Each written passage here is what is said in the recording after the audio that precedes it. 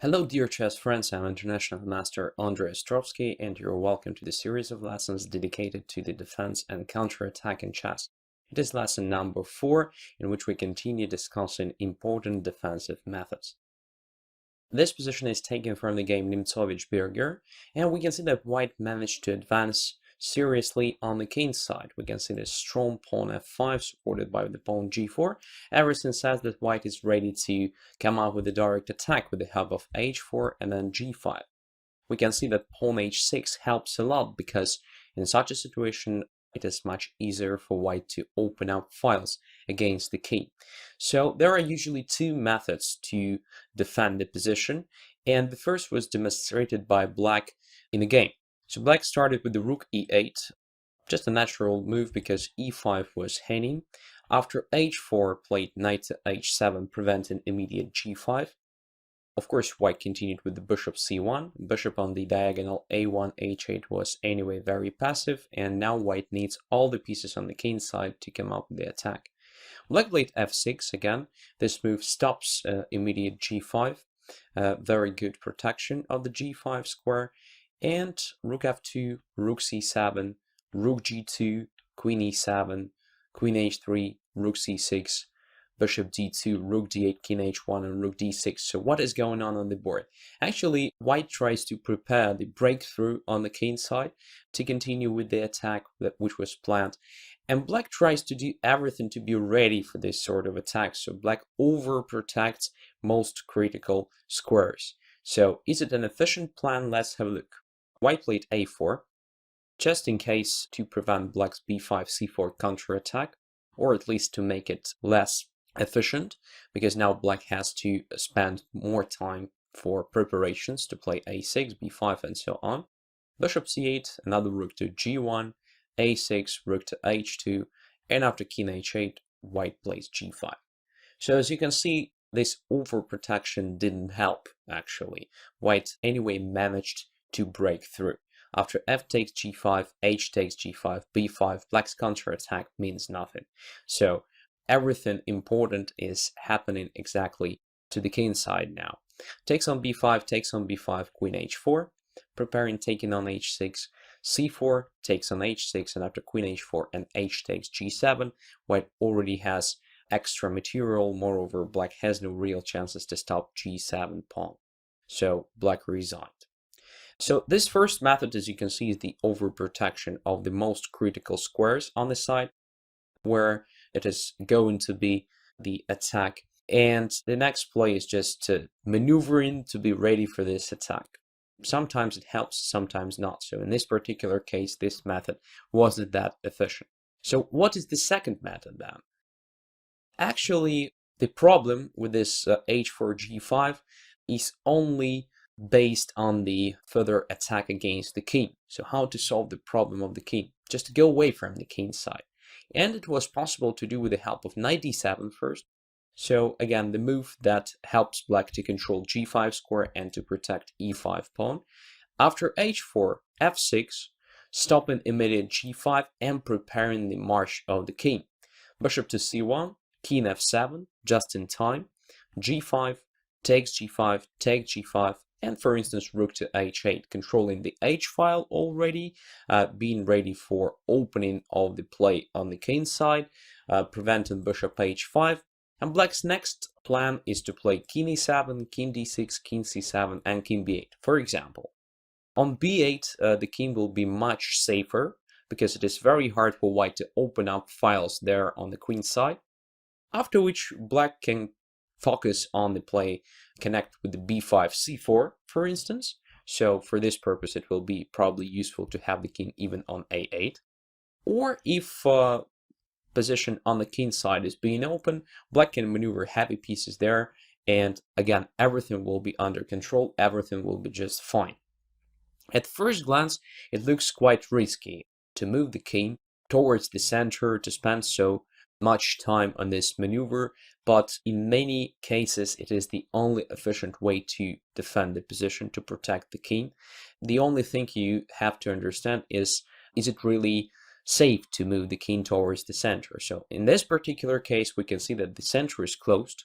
white has no real chances to open up position in the center. So there is no problem with moving the king to the center and then to the queen side. So you have to understand also if it is really better to have the king on the other side. So you have to evaluate the safety of the position on the other side, and if it is safer than on the initial side, then it is better to get with the king there. Let's have a look on the other example. This position arose in a game between Diaz and Petrosian. Petrosian was a well-known prophylactic player, so he had an enormous feel of danger. He was just a master of prophylaxis. He was a master of defense. Let's have a look at this position and try to evaluate it. So long term, black definitely should be better because black has a better pawn structure. White's pawns a3, d4, and d3 are quite ugly, and they are potential objects of attack. In such a situation, the knight should be better than the bishop, because this bishop e3, despite controlling the whole dark square complex on the board, actually has no objects of attack. So it can control only squares, but without the help from other minor pieces, it is not that efficient. The knight should be just better because this knight has objects of attack. This knight has potentially different strong points, and another advantage for black in this situation is that pawns b6 and a7 against pawn a3 creates a simple majority on the queen side. Since white's pawns are doubled on d3 and d4, white has no chance to create a passed pawn, so white has no pawn majority anywhere on the board. So long-term, black should be definitely better. But what is going on right now? We can see that white has a chance to organize a serious attack on the king side, because black's pawn structure there is a bit compromised with the pawn on g6. This creates a hook for white, so white has a chance to prepare h5, after which the opening of the h file will be inevitable, and then just doubling rooks or even all heavy pieces along the h file, white can continue with some sort of attack against the king, or maybe invading to the 7th rank and attacking g7 pawn, and so on. So it will be very, very dangerous potentially. So Petrosian, understanding all the risks and calculating concrete lines, decided that it is the best time for running with the king to the other side. And he played king to f8. So immediate h5 doesn't work because black controls this square twice, so white has to spend the time on preparing it. White played queen to g5. Another purpose of this move is also to control e7 and to make this running maneuver not that simple, but king has another route, so king goes simply to e8, rook to c1, king goes to d7. Once again, we can see that the center is completely closed, so no problem with the position of the king in the center. At the moment, white simply has no resources to get to the king. h5 takes h5, rook takes h5. Now, as we can see, black managed to avoid the worst.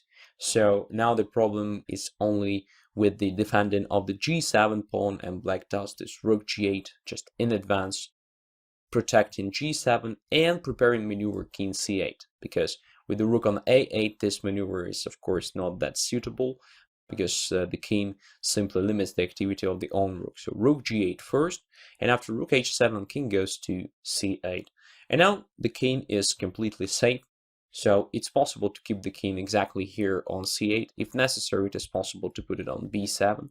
And well, black can now focus on converting his positional advantage, so to try to improve the position of the knight, to try to exploit the pawn majority on the queen side, and so on.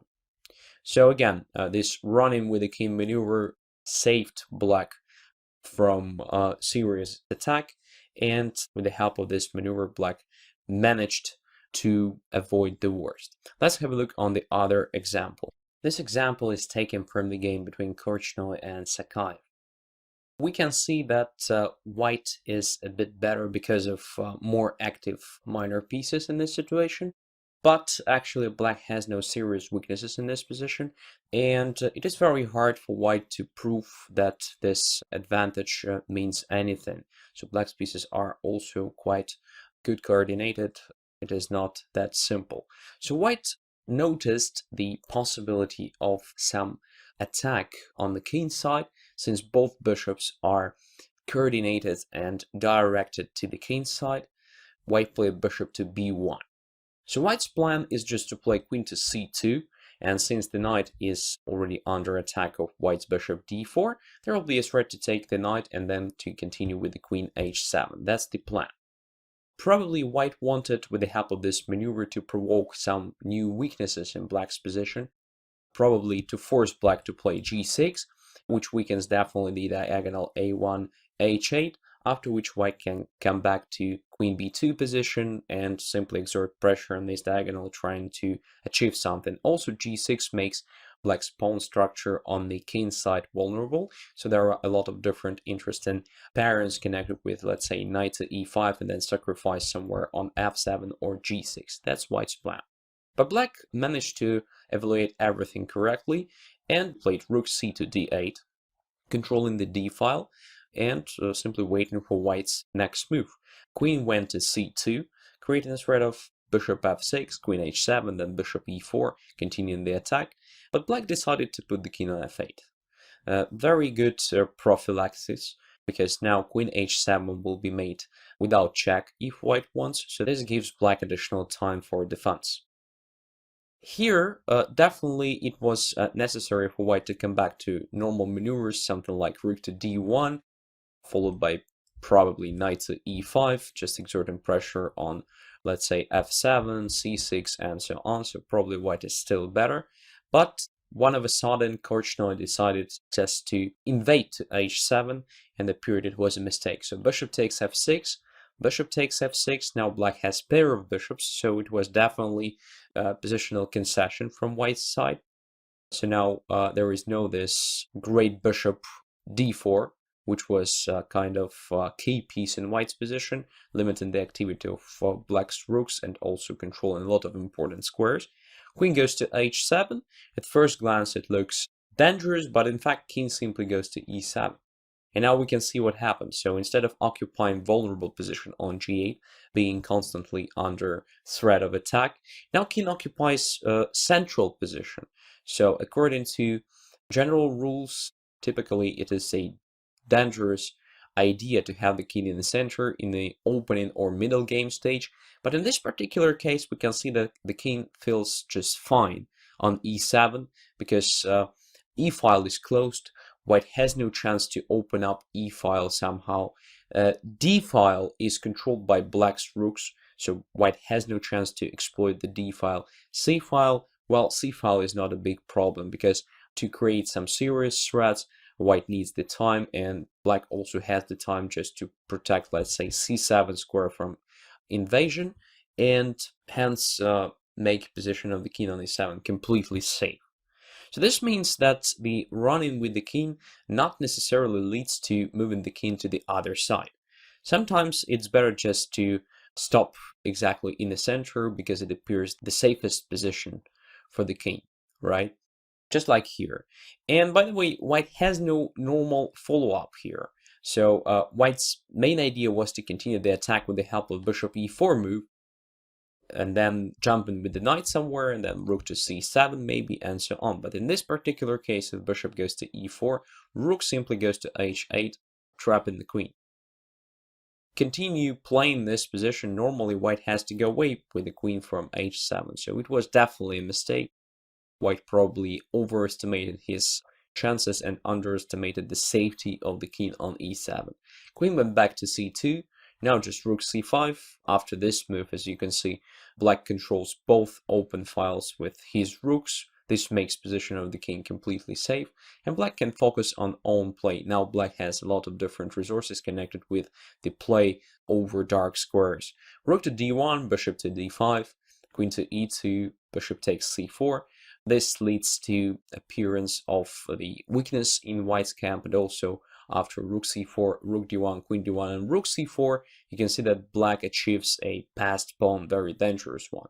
So to bc4, queen went to c6, and gradually black managed to win the game. So additional advantage of having the king on e7 in this situation is, of course, that the centralization of the king is a natural idea for the endgame stage, and as you can see, after several exchanges, after this simplification, the endgame stage arose, and black already has a centralized king, so a big advantage if compared to a passive king on g1. Very nice result. And again, the running with the king helped, but if compared to previous examples, here the king just stopped in the center. Sometimes it is just enough. Thanks for your attention. See you next lessons.